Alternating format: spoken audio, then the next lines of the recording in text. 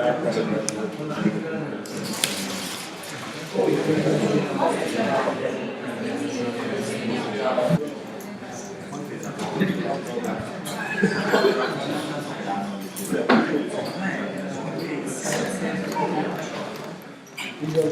good afternoon. So the plan for today is to continue with the 8215.4 standard overview. Okay. So just to briefly recap what we've done last time. Last time we first introduced the main functionalities offered by the physical layer of the 15.4 standard, which again is the reference lower layers for the Internet of Things. Okay. And last time we also introduced the medium access control layer, which is the layer in the standard which takes care of the access control. So how different stations, different nodes share the same resource. Okay. If you remember,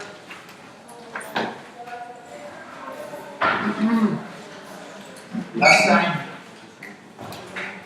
we had a very brief digression on what is a random access protocol, and we have mentioned that there are actually two ways to implement these random access protocols. The first one is through a scheduled access. Maybe it's in the slide before. Yeah. It's in the scheduled access, meaning that there is one entity in the network which tells everybody else when or where they can access to the channel. Okay. And we have mentioned that in scheduled access collisions cannot happen. Okay. Which means that each station has a dedicated resource she can use for accessing the radio channel. Okay. And then there are random access protocols or random access paradigms for handling the access phase, which differently they allow, they permit collisions to happen. So two nodes can actually collide one another. Okay, but they also use wise ways to recover from collisions, and these wise ways usually leverage some kind of randomization in the access phase. So if two stations collide, okay, they somehow randomize the next time slot they will be accessing the channel again, and through this randomization the collision probability is lowered every time. Okay. We have mentioned that the 15.4 standard usually actually uses a combination of these two protocols or protocol families, okay, in the sense that it offers the possibility to use both a scheduled access, okay, and a totally random access for the nodes, okay. And last time we stopped at this slide, okay, which is actually represents, let's say, a very important slide, okay, for different reasons, because it's at the very heart of the medium access control of the 15.4, and also because a lot of the exercises happening in the exams, okay, are built around this, concept, around this slide, okay. So that's a focal point on the course for different reasons. So what the slide is showing is actually the temporal evolution, so the time evolution of the 15.4 standard at the medium access control layer. Okay, so it conveys a lot of information. The first one is the following: when 15.4 operates in what's called beacon-enabled mode, okay, there must be an entity which is the pan coordinator, okay, which is responsible of sending out beacons in a periodic way, okay? And these beacons are just packets, frames at layer 2, okay, which are used for two main reasons, or with two main purposes. The first one is to provide some kind of synchronization to all the nodes. Okay? And the second one is to convey all the information to run then the random access control protocol or access phase. Okay? So starting from the left of the slide, at time slot 0, okay, the pan coordinator or one full function device sends out a beacon, okay, and then what is following the beacon, okay, is called the beacon interval, okay, which is actually the time frame between two consecutive beacons, okay. So the next beacon will happen, for example, here, okay. What happens in the middle, so what happens in between these two consecutive beacons is all the activity of the network, okay. As we were saying last time, this in-between period of time between two consecutive beacons is further divided into two, I would say, sub-intervals. Okay?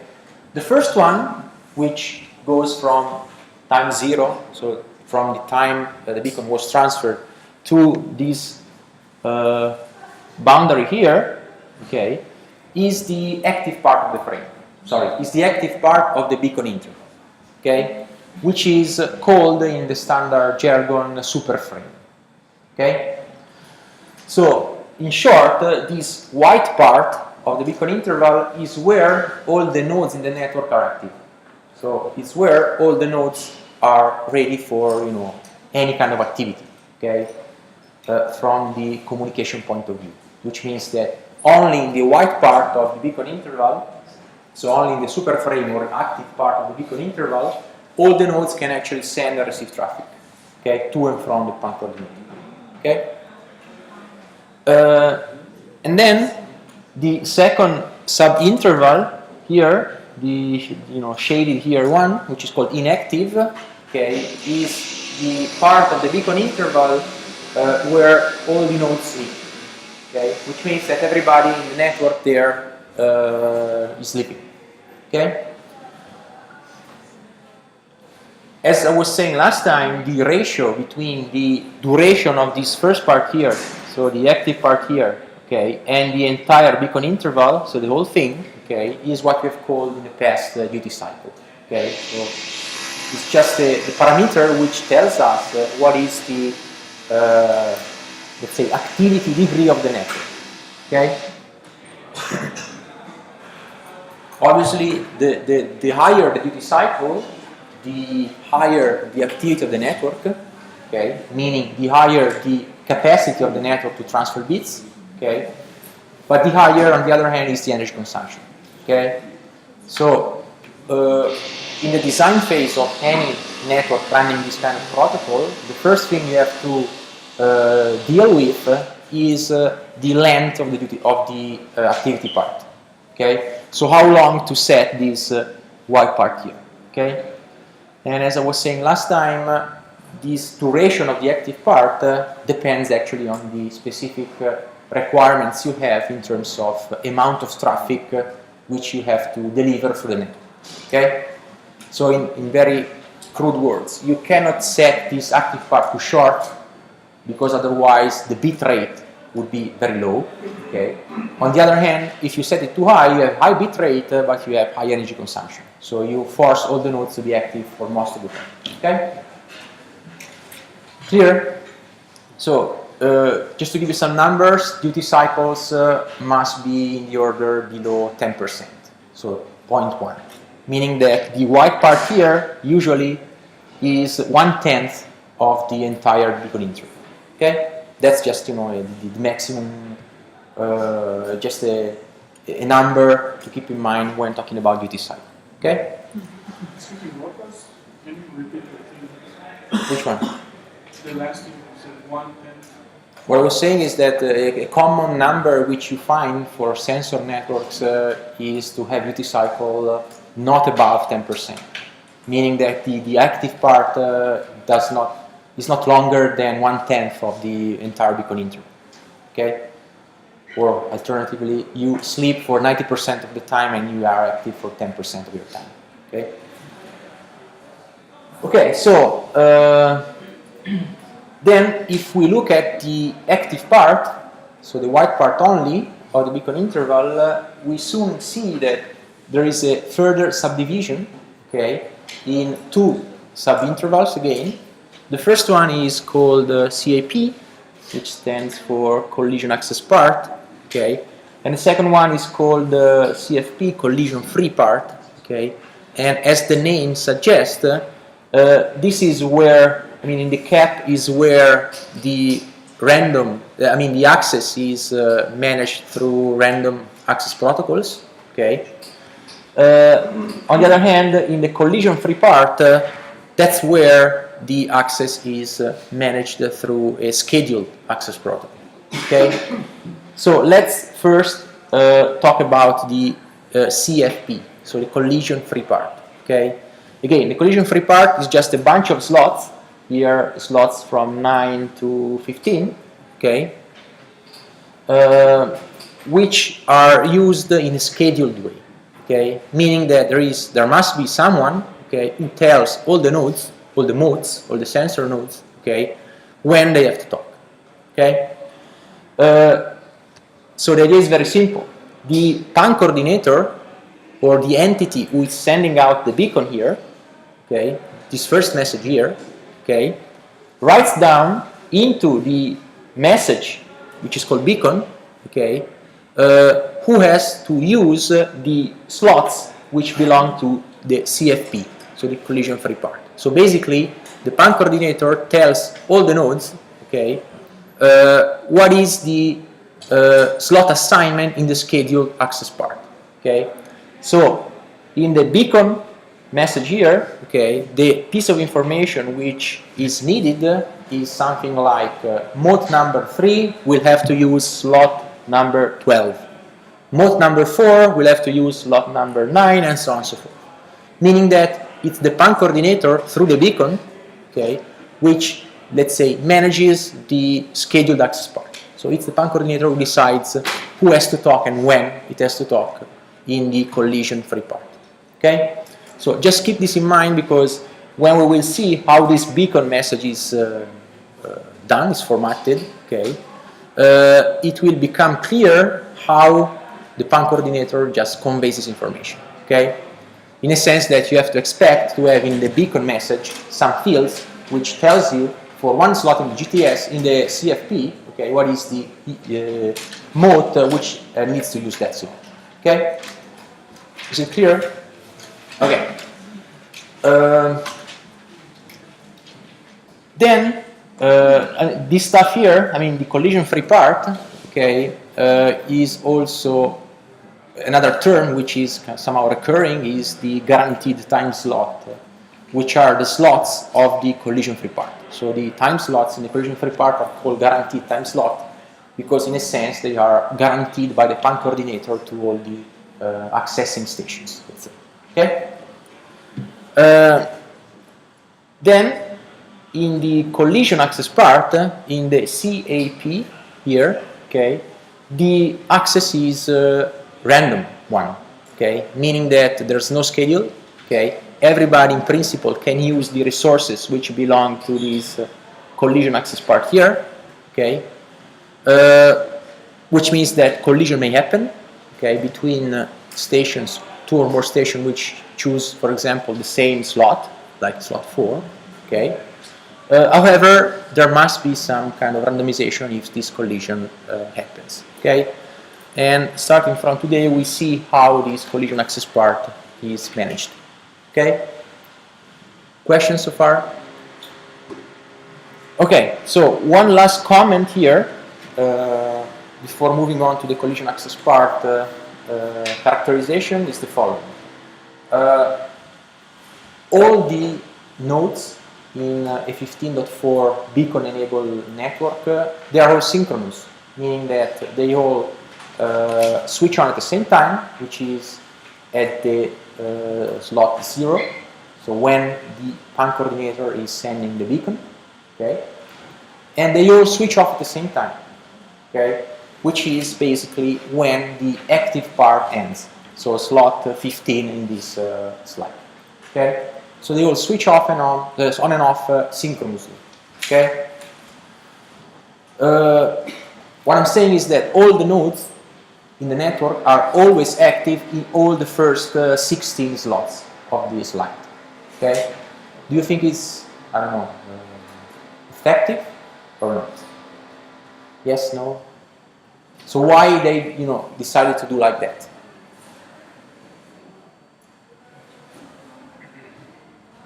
So what I'm saying is that all the nodes must be active, even if they don't have any traffic to deliver to the PAN coordinator. So all the nodes in this network must be active for all the super frame duration, so all the active part duration. Okay, even if they don't have any traffic to send or receive from the PAN to or from the PAN coordinator. Okay, clear? Again, why so? The reason is, let's say, simplicity, in the sense that it's much simpler, okay, to manage synchronous nodes which switch on and off at the same time, rather than having parts of the network with nodes which switch on and off independently than others. So it's much more complex to coordinate, let's say, the activity cycles of different nodes, okay, rather than having just one single activity cycling, okay, which is common for all the nodes. Okay, so it's just a matter of, let's say, complexity, or reduce complexity. Okay, the trade-off is on the energy efficiency. Okay,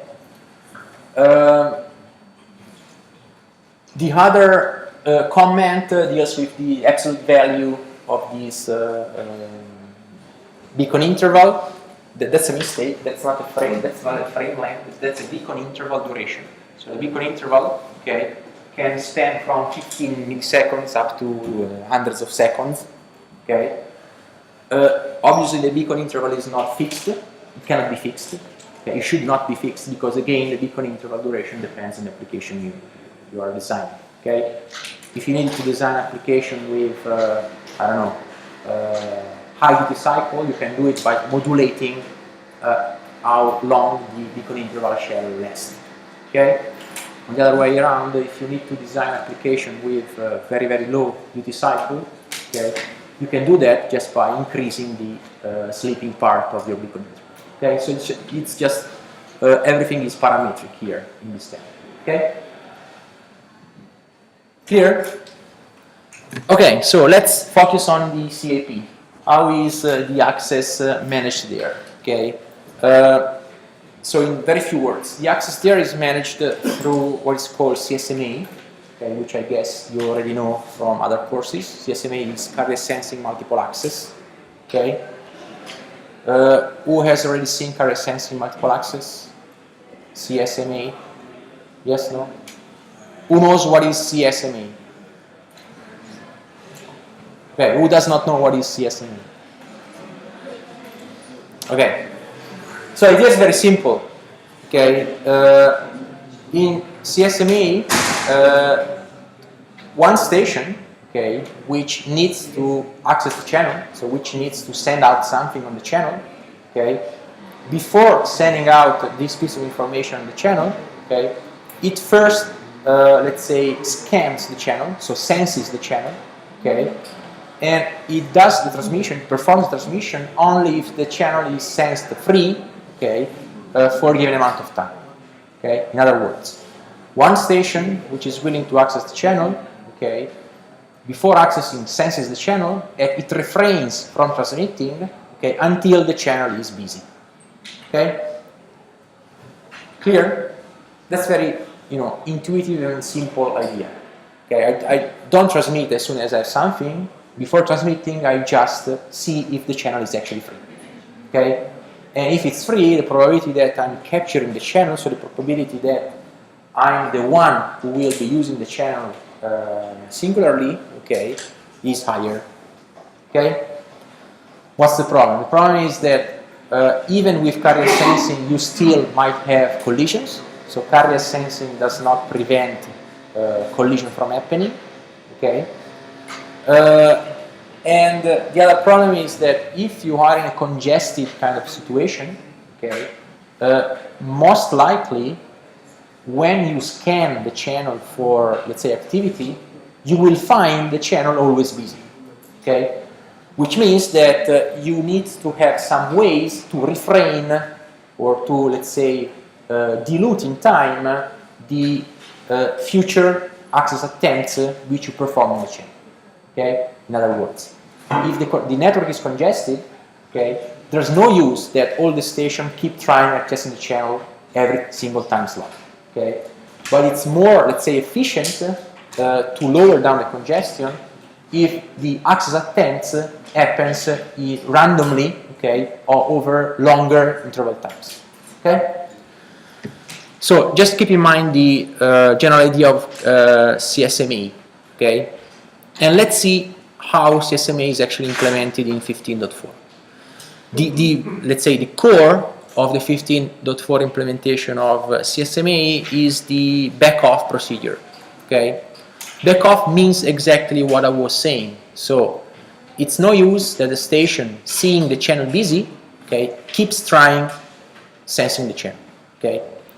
Why not? Because if the channel is busy, most likely the network is congested, okay?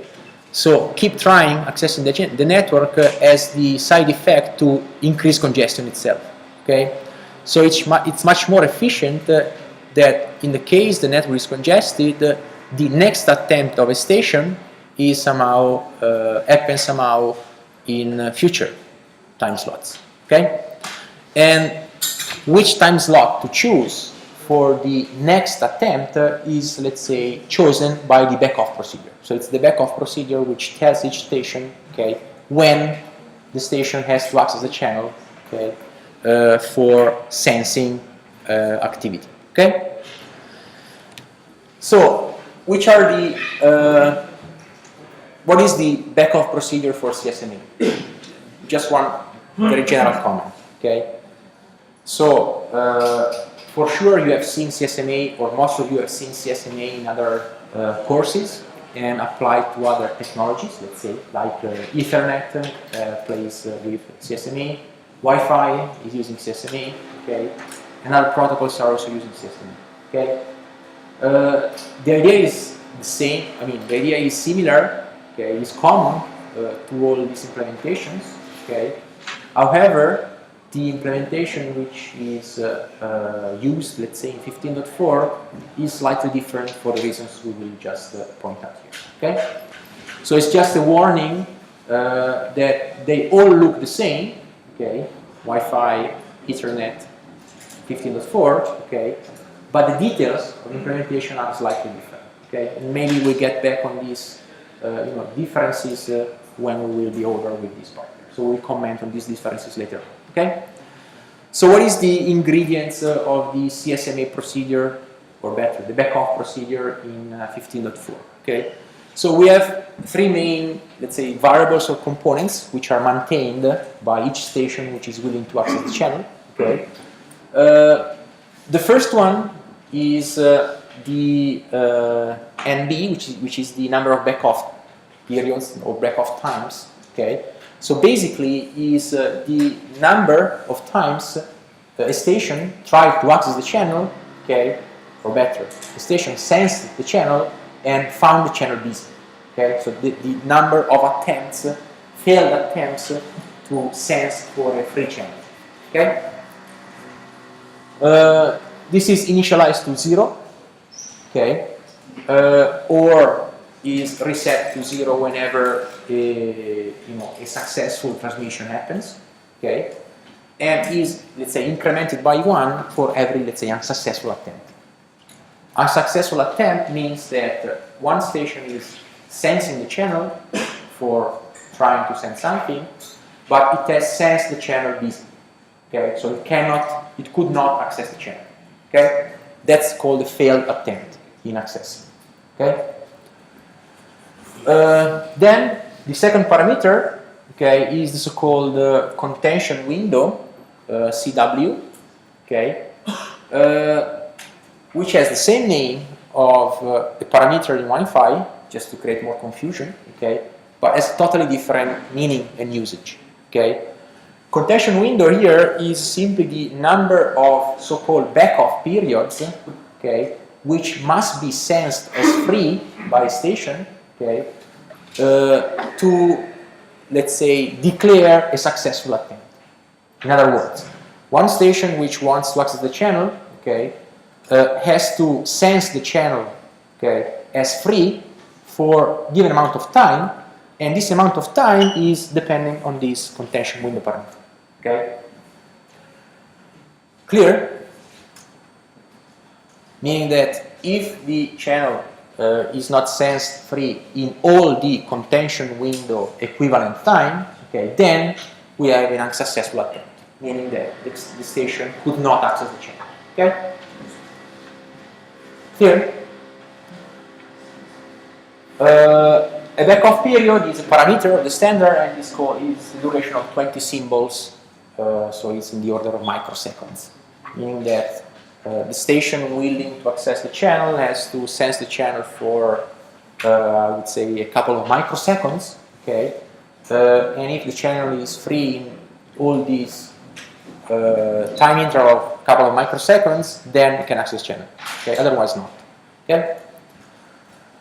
The last parameter is the so-called backoff exponent, and this one is exactly the same parameter and has exactly the same usage of the backoff exponent of Wi-Fi, Ethernet, and other standards. Okay. So basically, the backoff exponent is related to how long a station should wait before attempting a new access. Okay. Provided that the previous one was unsuccessful. Okay, so the backoff exponent there is basically defining what is the randomization in the next access time slot. Okay, these are the ingredients. Now we will see how they are put together in operation. Okay, is it clear? At least the components, the building blocks. Okay, so that's the main. Procedure. Then we will also have a look at the flowchart of the backoff. Okay, but the main, let's say, high-level description of the backoff procedure is the following: a station has something to send out.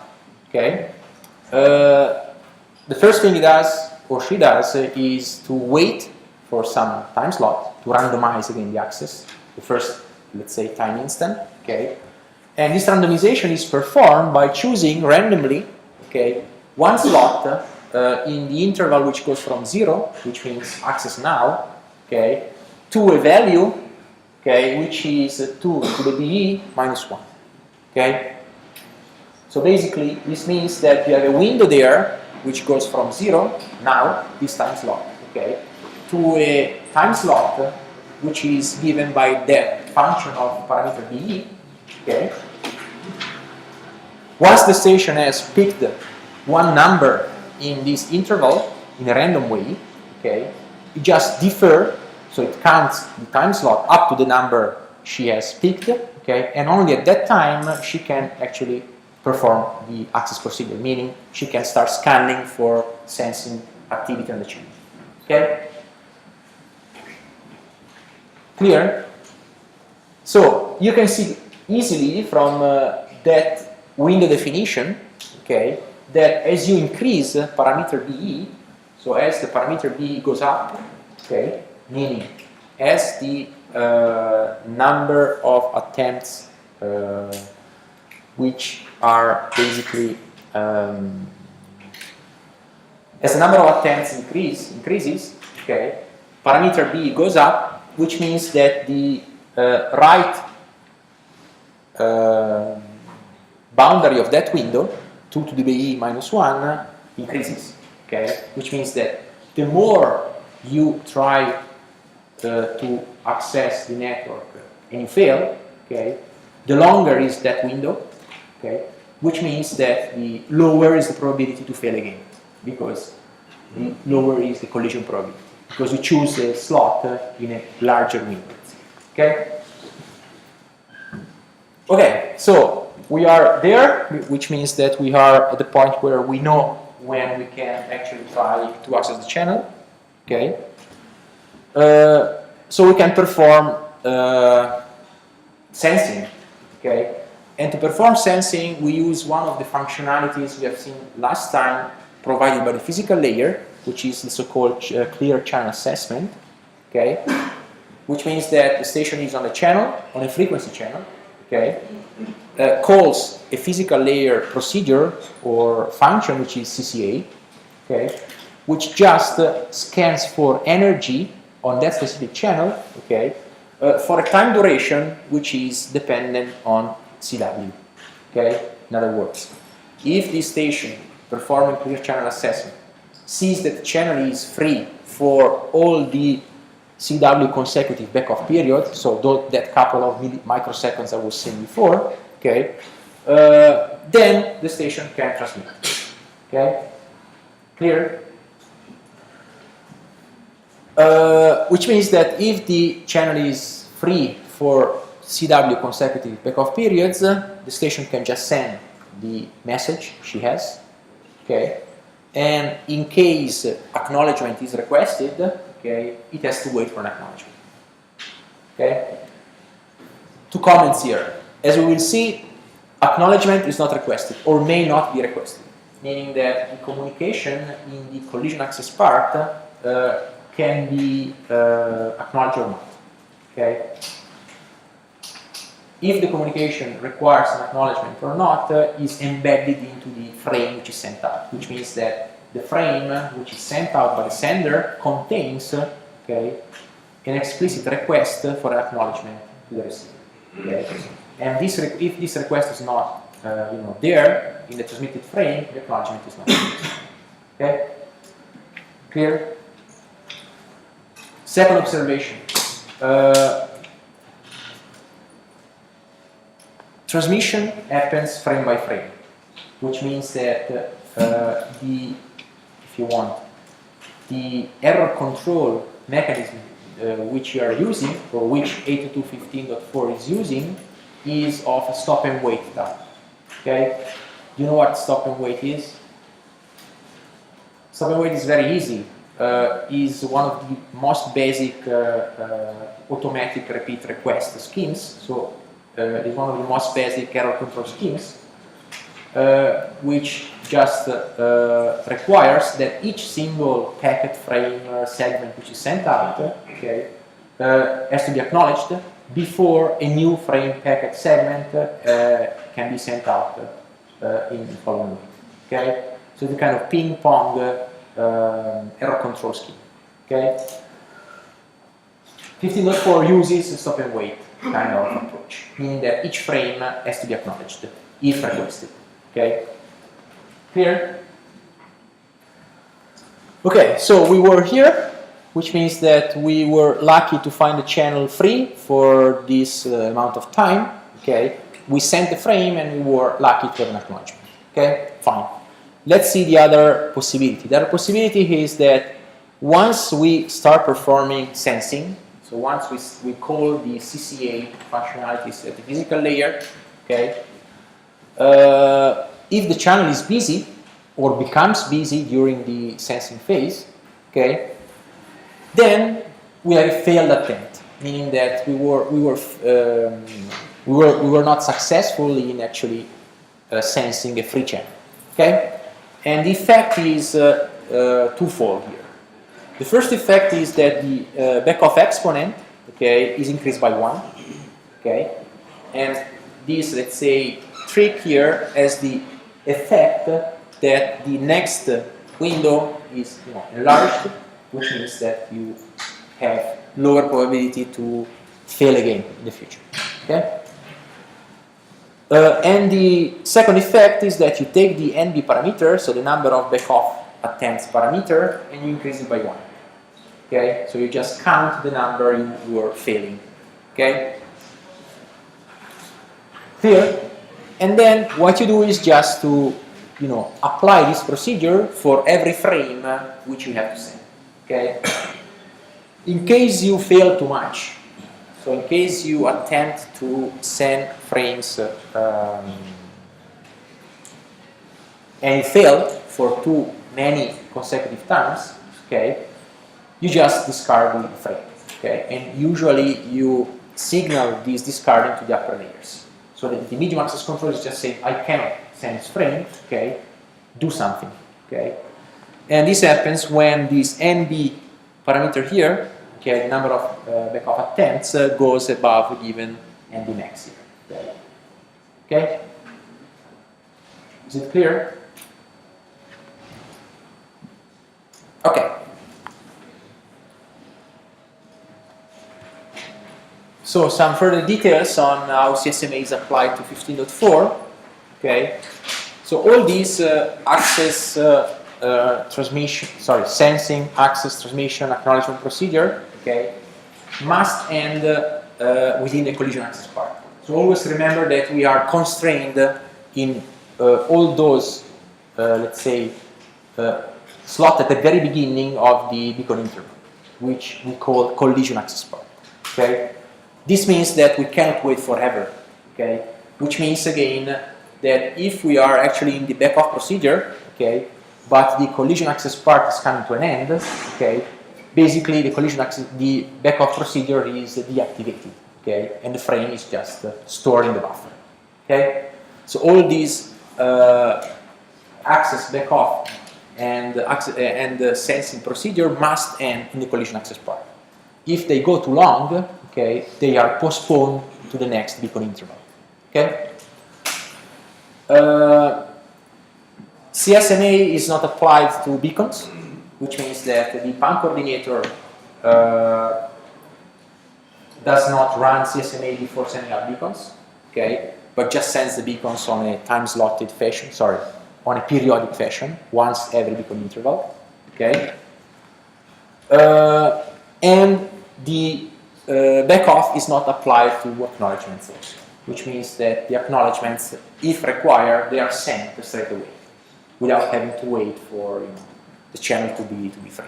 Okay, that's similar to what happens, for example, in Wi-Fi 8.11. Okay, and the idea is to let's say provide acknowledgement higher probability than data frames. So to provide signaling frames higher probability with respect to data frames. Okay?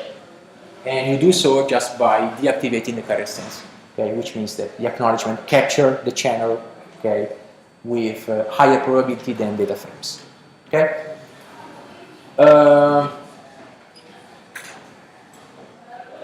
If you collide, meaning that if you were successful in sending out the frame, okay, but the acknowledgement is not coming back, okay, so for some reason your destination was not reached, because, for example, some other guy was sending out something at the very same time, okay, you just redo the procedure again, okay.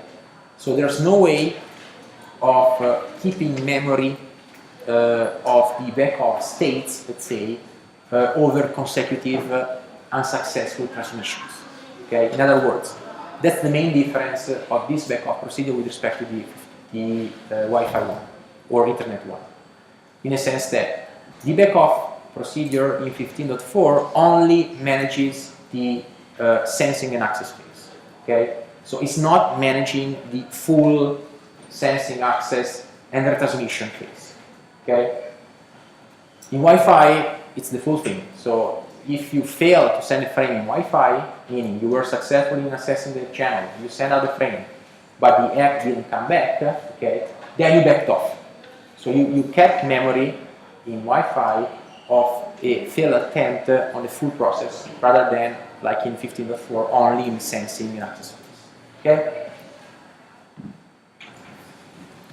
So that's the flow chart. I don't know if you can read it, which is taken as it is from the standard. Okay, let's just go through it very quickly, because it's just let's say expressing in more details what we have done at high level. Okay, so you start here. Okay, you are running CSMA. Okay, and the first test is whether we are in a slotted, so beacon enabled or non-beacon enabled mode. Let's say we are in a slotted beacon enabled environment. Okay, so the first thing you do is just to initialize your parameters, which is you set your NB to 0, okay, number of consecutive backoffs, and contention window to 2, okay, Then there is a block here which you can just ignore, okay? And you jump to these locate backoff period boundaries, which means that once you know which are your parameter, you draw your random number in that window was shown to you, okay? And you locate your clock, so you wait for the random number you have drawn, okay? So you go to where you have to start accessing, where you have to start sensing the channel, okay? Which is locate boundary period here, okay? Then you again delay for the what do you call it? The random number chosen in the window, okay? And then once you have delayed for the randomly drawn number of slots, okay, you perform CCA, okay? So you just start scanning the channel, sensing the channel, calling for the CCA functionalities offered by the physical layer, okay? Then what you do is to ask yourself whether the channel was idle or not, okay? If the channel was idle for the first backoff period, you do CW equals CW minus 1, which means that you still have to sense for CW more microseconds, let's say, okay? And if the channel is, let's say, if the channel is sensed free, also in the second CW, okay, you just transmit. Okay. Otherwise, if the channel is sensed idle in any of the two backoff periods, okay, you just modify the parameters of the backoff. So you set back CW to 2, you increase the number of failed attempts, so the number of backoff attempts by 1, okay, and then you increase the backoff exponent by 1, okay. Also, the backoff exponent has a maximum value, which means that you cannot increase the backoff exponent to infinity, but you have a maximum value of the window which you have to choose your access slot in. Okay? Clear? In the case of, let's say, non-slotted stuff, you have very same or a similar procedure with the difference that you don't have the slot, which means that time is not slotted, okay, but it's continuous variable, which means that what you are choosing is a continuous variable, for example, in the window.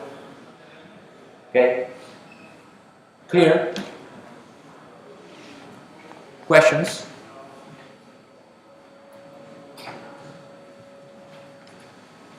Okay. Okay, so let's see now what is the transfer modes in 15.4. So let's say we performed the backoff, or let's say we were assigned a slot in the guaranteed time slot part. Okay. Let's see what is the, let's say, exchange procedure, which allows any node to deliver data, let's say.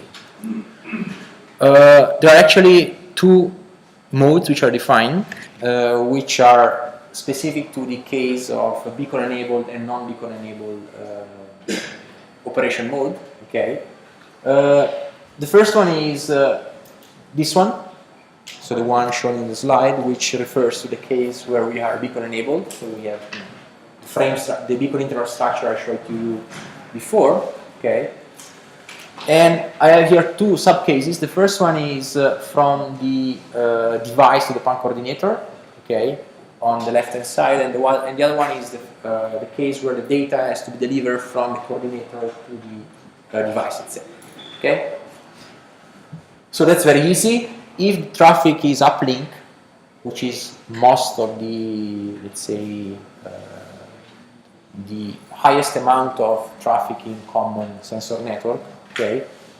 The pattern is the coordinator sending out a beacon, okay, and then the device answering with data, okay, either in the collision access part or in the guaranteed time slot part, okay. Then, in case if the data has to be somehow acknowledged, okay, the device has to wait for an acknowledgement. Okay? Clear? If the data is sent out in the collision access part, the acknowledgement comes in the collision access part. Okay? If the data is sent out in the GTS, so in the guaranteed time slot, the acknowledgement comes in the GTS. So, which means that the PAN coordinator needs to have a slot in the GTS to send out acknowledgement. Okay? Clear?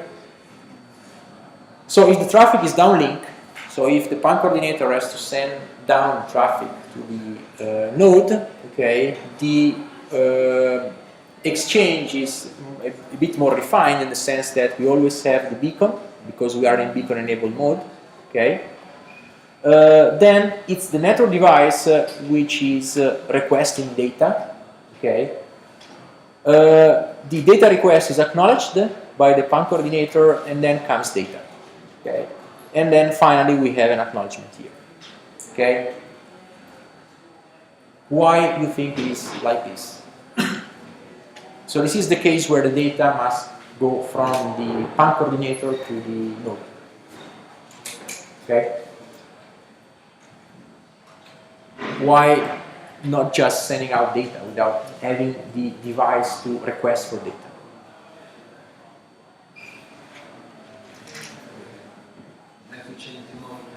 Huh? The device may be set as a transmitter, and they have to prepare to receive data.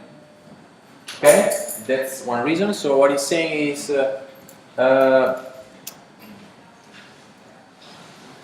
always remember that these kind of devices are very, very, let's say, trivial and stupid devices, in the sense that they are running very, very simple logic, okay, which means that, just to make an example, in some cases you have one single queue, okay, on a device which is used by the sender and by the receiver, which means that is used for sending out information, so for storing information which is generated locally, okay, and then at the same time must be used, not at the same time, but concurrently must be used for receiving packets from the channel, okay.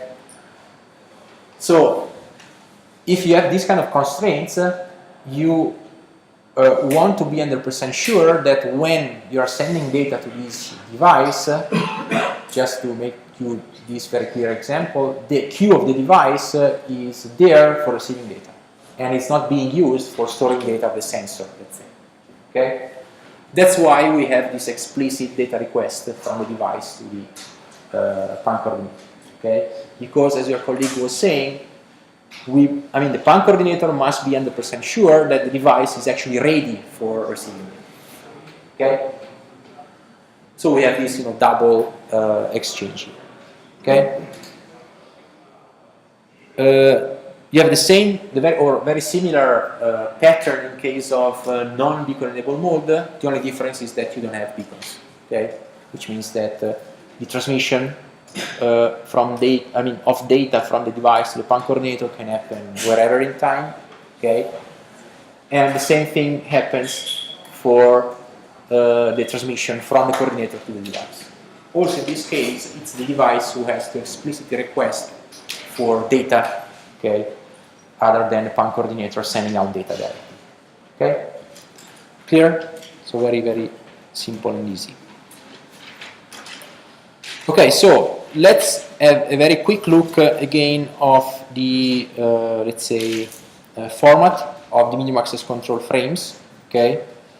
Again, this is very useful because it allows to see how all these services which we have seen at high level are actually implemented in practice. Okay? So what is the information which must be conveyed to packets, frames, okay, to support all the services which we were discussing at high level. Okay? Again, I don't want to remember the fields of these frames. Okay? Only, let's say, the general mapping of field with service must be somehow clear in your mind. Okay?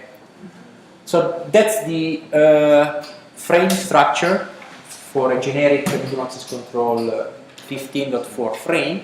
Okay?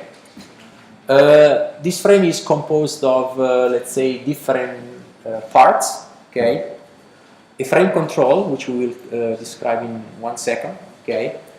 Then we have a sequence number, which has the very same meaning and usage as any sequence number in any medium access control protocol. It's just for numbering consecutive frames, or better, it's just for distinguishing, okay, different frames generated by the same source, traffic source. Okay.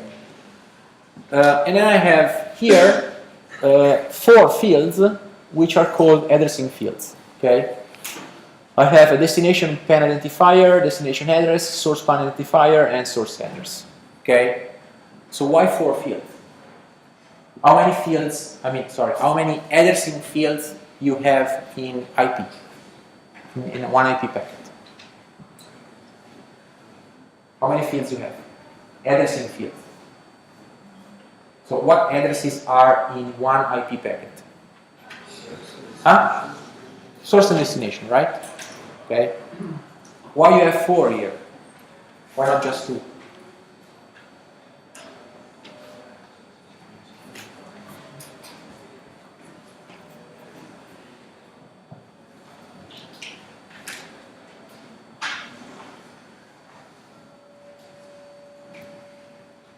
Because everything here should be controlled by PAN.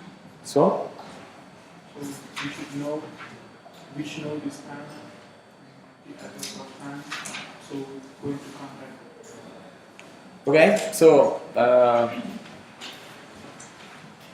let me put it in a very easy way. Okay, this is for addresses. Okay, true, but let's say the equivalence with IP would be that these first 2, okay, together are a destination IP address.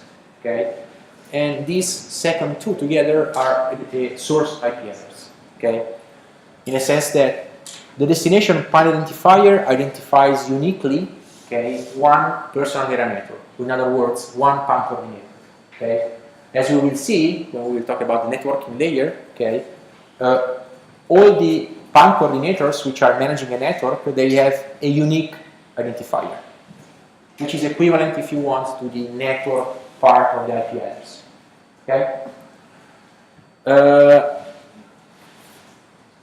Then the destination address is the specific address of one device which belongs to one specific personal area network, which is equivalent, if you want, to the host part of an IP address.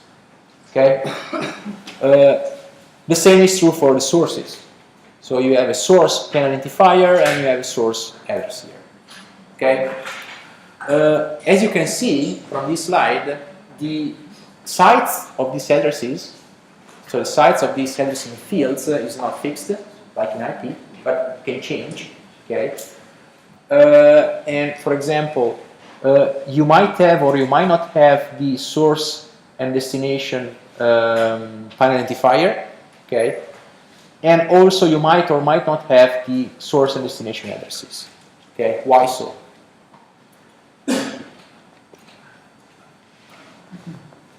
That's totally different than IP. In IP, you always have all the 32 bits or under 28 bits in the packets. Here, you might have or you might not have one of the addresses. Why? Or when? Let's say when you have all the 4 addresses. In which case? When you are expecting response on. Huh? When you are expecting a response. Not really, no. When you send the data request and it gets back to you, that the acknowledgement gets back to you, you have no. Also in that case, you might have only a subset of these addresses.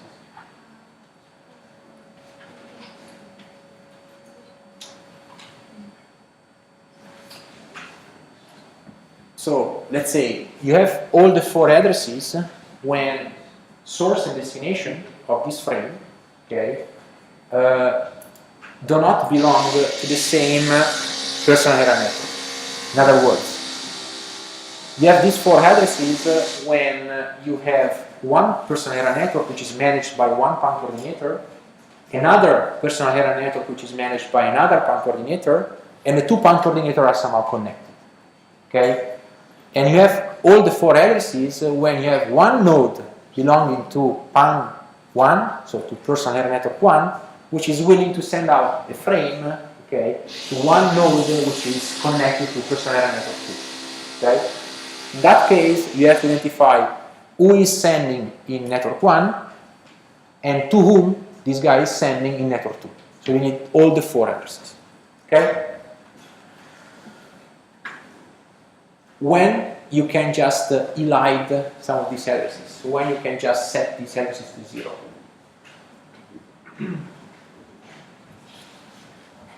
It's the other way around, right? So if you have a communication which is meant for a station in your own personal area network, okay, you don't really need to have the destination PAN identifier, okay, because the communication is just meant for one station which is belonging to your same personal area network, okay.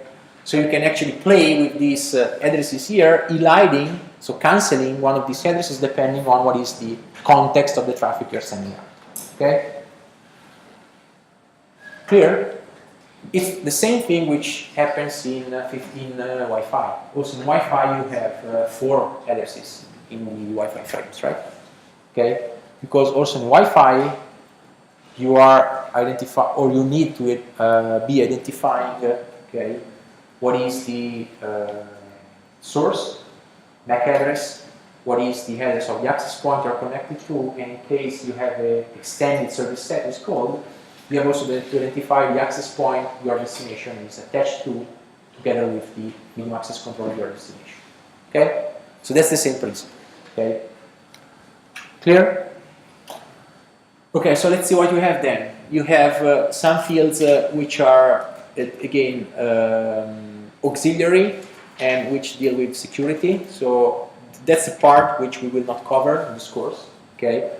But just to know, 15.4, the medium access control defines some ways to secure packets. And by secure, I mean to encrypt what is in the payload. So to make it ciphered somehow, using some kind of encryption techniques. Okay? And in case one of these techniques to encrypt data is applied, okay, you have to tell your receiver through this header field here what kind of technique you are actually using to encrypt. Okay? In such a way that you can just decrypt, decipher, okay, the information. Okay? And to do so, you use just this header. Okay?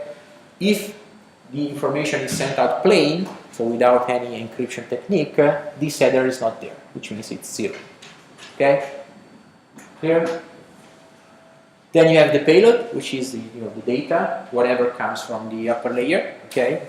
And you have the usual FCS, or frame check sequence, which is the string of bits which is used to assert the validity of the received bits of the frame. Okay? Clear? Okay, and then you have this frame control field here, which is basically describing what the frame is about. Okay? And the zoom, if you zoom in the frame control part, what you see is it's made of a bunch of bits, 16 bits, okay, with different meaning, okay, just very quickly. The frame type, which is telling what kind of frame we are talking about. Is it a acknowledgement? Is it a data frame? Is it a command frame? Is it a beacon? Okay, and so on and so forth. Again, if the security enabled field is set, it means that you have an header here, which means that what is in the payload is encrypted. Okay, so it's used to signal to the receiver that that's an encrypted frame, let's say. Then you have a field here which is called frame pending, which is used by the sender to signal to the receiver whether there are additional frames to be sent out. Okay. What do you think, why or how do you think this field here can be used? So how do you think this information can be used? So this information is signaling to the receiver that the sender has more frames to send to the receiver. How would you use this information in the 15.4 framework we have seen so far?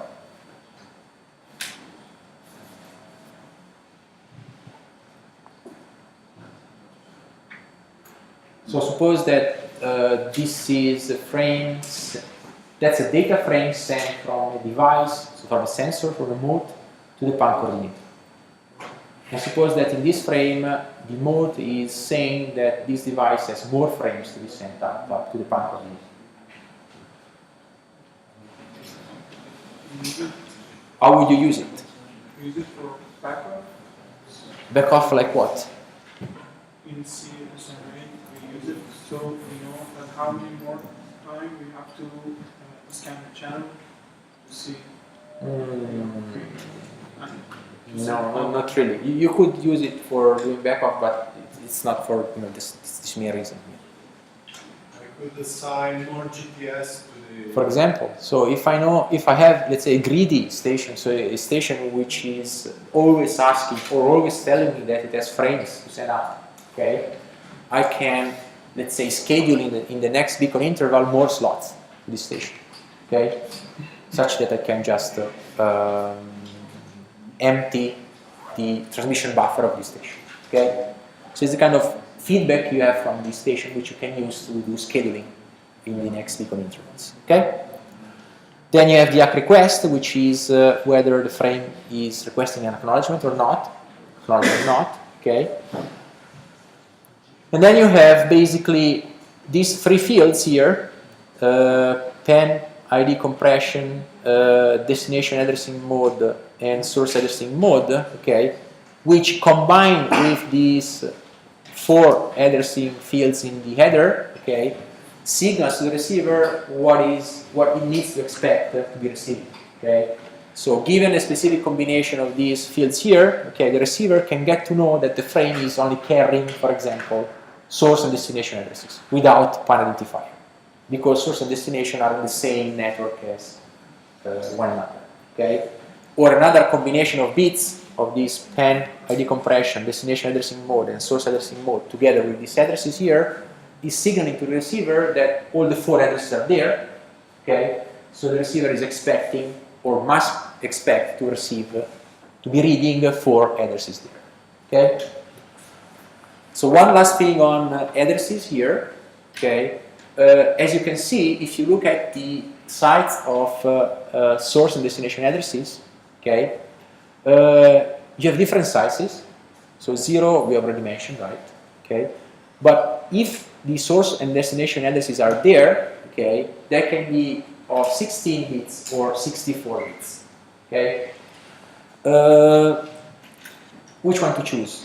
Let's say once one device is associated to a PAN, to a personal area network, okay, it is assigned a 16 bits address, which means that all the devices which are associated to a personal area network, they are all uniquely addressed by a 16 bits address. Okay, the 64 bits address, so the 64 bits address, is used only and mostly in the association phase. So when a sensor node is not belonging to any sensor network. Okay, so the 64 bits address is actually the medium access control address of the node. So the hardware address of the node. Okay, which the node is using whenever it does not have yet a 16 bits address, a short address. Okay, clear?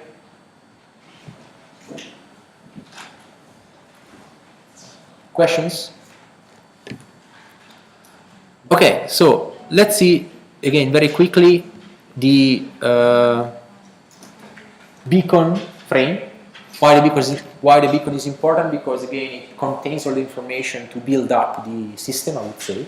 Okay, and if you remember, you should expect to find in the beacon, okay, at least two pieces of information. The first one is the information regarding on what is the structure of the beacon interval. So how many slots you have in the cup, how many slots you have in the GTS and the CFP, okay, and so on and so forth, and how long is the beacon interval.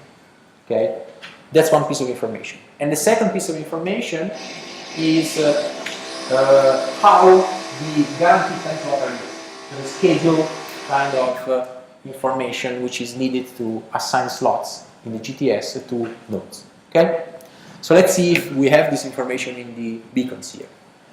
So that's the format of the beacons. Okay. Again, you have the frame control, which is again the same as before. Okay, which is common to all the frames. You have the sequence number again. Okay. You have the address fields here, addressing fields, which are the same as before. In the beacons, okay, you only have the source addresses, which means that in beacon frames you only have the parent identifier address, so the identifier of the person area network, and the identifier of the device which is sending out the beacon. Okay, so you don't have any destination address because the beacon is inherently broadcast one, let's say, so everybody should receive it. Okay, and then you have the again the security header. Also, the beacons can be encrypted. Okay, and then what is basically missing here? These three fields are actually used to implement, or better, to communicate to nodes what is the frame structure, the beacon interval structure, and the GTS assignment. Okay, let's start from the GTS fields here. Okay. The GTS here is composed of a different, let's say, variable list of a string of bits, okay, which is defining basically which slots are used for the GTS part, okay, what is the direction of one specific slot.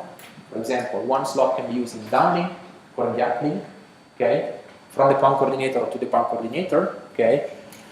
And it also contains a variable list of, variable sites list of the device addresses which are allowed to use one specific slot. Okay, so without going into the detail, what the GTS fields does is basically to tell for all the slots in the GTS who has to use it. So what is the address of the node which has to use it? Okay, and what is the direction of the communication from the node to the PAN coordinator or from the PAN coordinator to the node. Okay? Clear? There is a maximum size of this field, obviously, okay, which, let's say, in turn means that there is a maximum number of devices which are allowed to use guaranteed time slots. Okay? And this maximum number is 7. Okay? So no more than 7 devices every beacon interval can use the guaranteed time slot part, the collision-free part. Okay? Clear? Questions? Okay. And then the other important part is the super frame specification, which again is composed of different fields.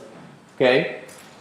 And contains all the information which is needed to, let's say, specify the duration of the beacon interval and to define the structure of the frame. Okay. For example, we need to know what is the beacon interval duration. Okay. So how long is the, let's say, what is the period of the time interval between two consecutive beacons. Okay. And this is specified by this first field here, which is called beacon order, okay, according to this rule here, okay. Then we need to know what is the duration of the so-called super frame, so the active part of the frame, okay. And again, this is defined through this super frame order parameter here, according to this again formula here, okay. So these formulas are just turning the number which is read here into microseconds, into a time unit measure. Okay. Then you have the identification of what is the final collision access path slot. Okay, which means the PAN coordinator can tell what is the split between the collision access part and the GTS, the collision free part. Okay, so this tells you what is the total duration. This tells what is the duration of the active part, the duration of the entire active part, and this information here just tells what is the first half, so the first part of the active part assigned to collision access part, or the second one which is assigned to collision free part. Okay, so the boundary between CAP and CFP. Okay.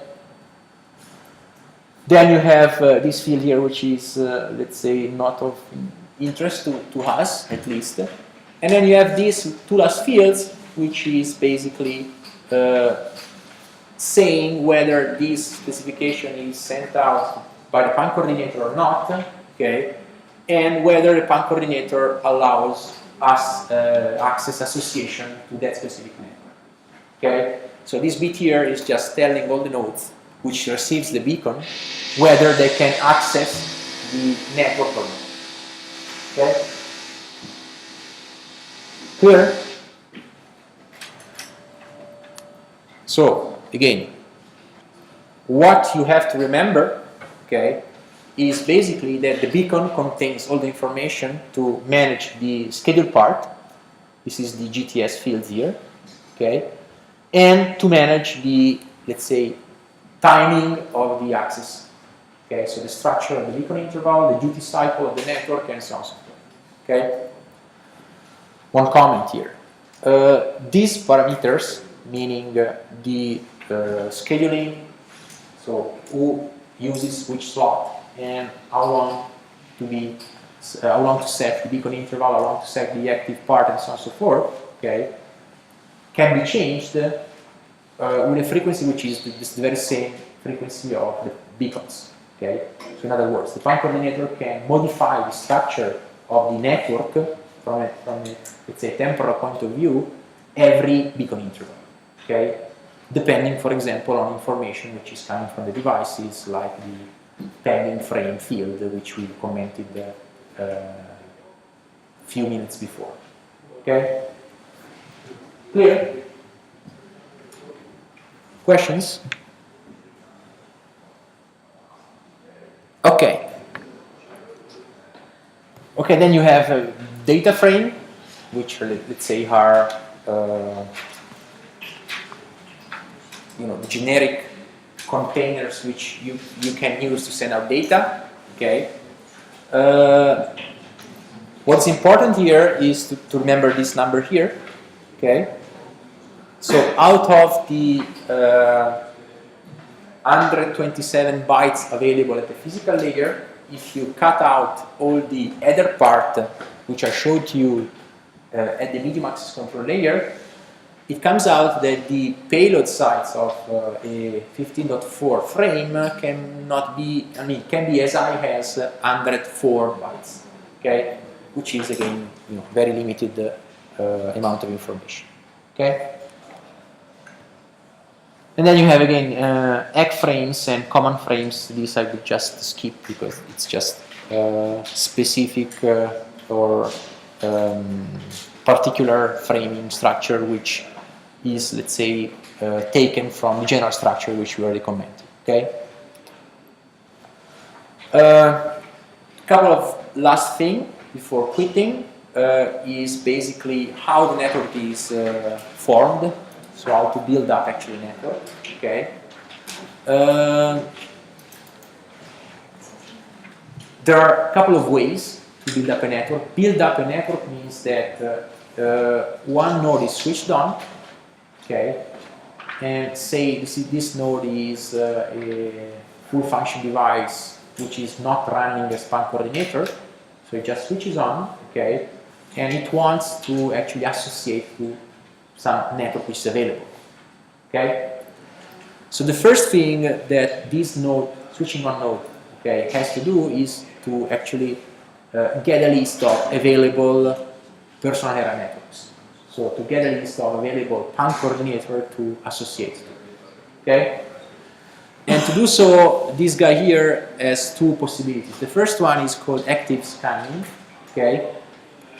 Which means that the node switches on, okay, has to find information, it has to find information, okay, and to get this information, it just triggers the beacons, okay, from available pan coordinators, okay, just by sending a common frame, which is called the beacon request frame, okay. This beacon request frame triggers the available pan coordinators, okay, to send beacons, okay. For example, in this case, the node on this channel, channel 1, okay, has 3 available pan coordinators. Okay, so there are 3 available networks on that specific channel. Okay, so it gets 3 beacons. Okay, then what the node does is to check on other channels if there are other networks available.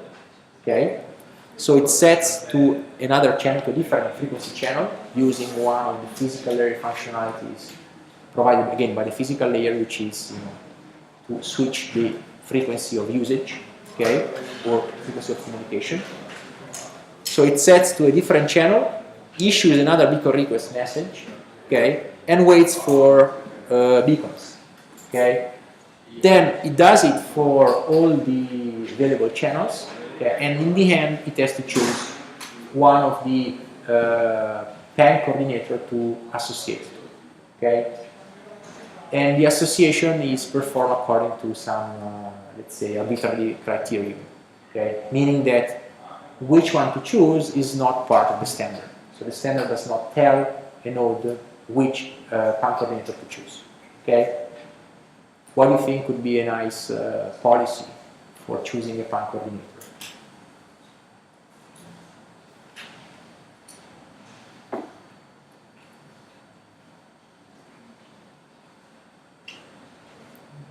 Which one would you choose? The node that has access to access more to other nodes. Like what? For example, like the SR topology, you know, that in the middle has more access to all of them, so you can choose which one. Okay, so yeah, so there are different criteria. The most trivial one is to choose the pan coordinator which is stronger, and by stronger I mean whose signal is received with the highest power. Okay, so these guys, this accessing node here is receiving 3 beacons out of these 3 devices. Okay, if you remember at the physical layer we have this LQI service, link quality indicator service. Okay, which is telling for every single received message what is the received power. Okay, so what is the quality of the link. Okay, for example, I may be willing to choose the pan coordinator with the highest quality. Okay, given this LQI. Okay, or I don't know, if I receive these beacons, all these messages has the very same format we have discussed today. Okay, which means that the receiving node may decide to choose one pan coordinator depending on the content of these beacons. For example, if for some reason the accessing node, okay, is willing to be using only scheduled access rather than random access, okay, it may choose the pan coordinator whose CFP is longer, which is available in the beacons themselves. Okay, or any other policy, okay, which is using some type of information which is contained in the beacon is actually applicable and reasonable to be used. Okay. Okay. Then, upon termination of the scanning, so once the node has chosen which pan coordinator to associate to, okay, it comes the association phase. Okay. Always remember then a subset of these pan coordinator answering to this message may not allow association. Okay, so not all the pan coordinator answering to this beacon request message are available to accept nodes. Okay, why not? Because again, I've told you that one Personera network gives out, or one pan coordinator gives out 16 bits addresses to all its own managed devices.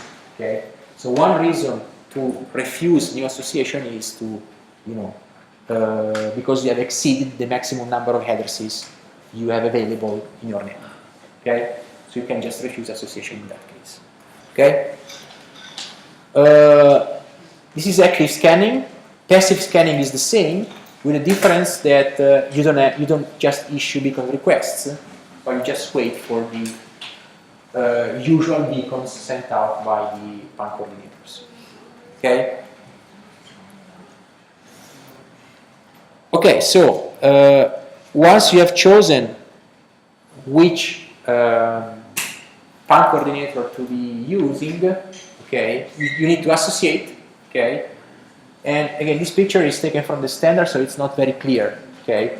So the action going on in this picture is between these two, let's say, box here, okay, means that it's a communication action. So it's frames exchange between the device and the PAN coordinator, okay?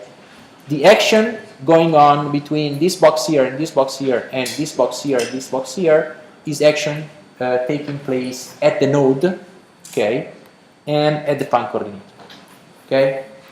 So what happens is that the device, having chosen one specific PAN coordinator, just issues an association request, which is a common frame, let's say, what do you call it, particular frame of the medium access control, okay? The coordinator then answers with an acknowledgement frame, okay? And then, depending on whether the device has data to be received from the PAN coordinator, it can issue, you know, a data request with acknowledgement and response and so on. So let's say from this part on, the node is part of the network, meaning that it can just use the resources in the collision access part or the GTS part, which are available in that network. Okay. Usually, this association request message is sent out in the collision access part, okay, of one beacon interval of that specific PAN coordinator. Okay. Again, this messaging here is just between the lower layers of the 15.4 and the upper layers to just notify the association request and just to notify the association accomplishment. Okay. Questions? Okay, so I'll see you tomorrow. Okay?